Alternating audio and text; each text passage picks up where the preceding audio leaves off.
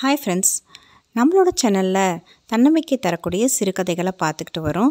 இந்த சிறுகதைகள் அனைத்தும் உங்களுக்கு எல்லாருக்கும் ரொம்பவும் பிடிச்சிருக்கும்னு நினைக்கிறேன். இது எல்லாமே உங்களுக்கு உடனுக்குடனே வந்து சேர நம்மளோட சேனலை சப்ஸ்கிரைப் பண்ணி வச்சுக்கோங்க. வாங்க இன்றைக்கான சிறுகதையை பார்க்கலாம்.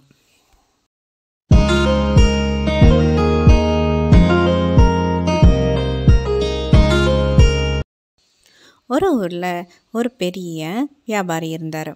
அவருக்கு தன்னோட வீட்டில் ஒரு அழகான சிலை செஞ்சு அதை வரவங்க போகிறவங்க எல்லாம் பார்த்து வியக்கணும் அப்படிங்கிறது அவருடைய ஆசையாக இருந்தது.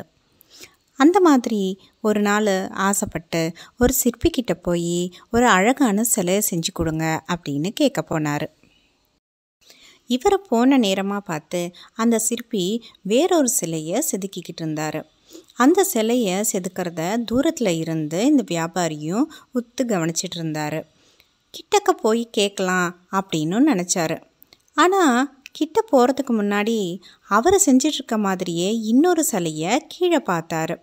அந்த சிலையும் நல்லா தானே இருக்குது, ஆனால் எதுக்கு இன்னொன்று செஞ்சிட்ருக்காரு அப்படின்னு இதை பற்றி விசாரிக்க அவர்கிட்ட போனார். கிட்ட போனவர் அவரோட சந்தேகத்தை கேட்டார்.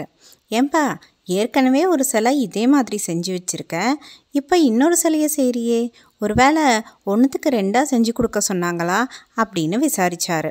அதுக்கு அந்த சிற்பி இருந்துக்கிட்டு, இல்லைங்க ஐயா, இந்த சிலை கீழே இருக்க சிலை மாதிரியே இருக்குது, ஆனால் அந்த சிலை உடஞ்சிருக்கு, அதனால தான் அதே மாதிரி இன்னொன்று செஞ்சிட்ருக்கேன் அப்படின்னு சொன்னார். என்னப்பா சொல்கிற, உடஞ்சிருக்கா? அட, மேலேருந்து கீழே வரைக்கும் பார்த்துட்டு நல்லா தானப்பா இருக்குது, இதில் எந்த குறையும் எனக்கு தெரியலையே அப்படின்னு அந்த வியாபாரி சொன்னார்.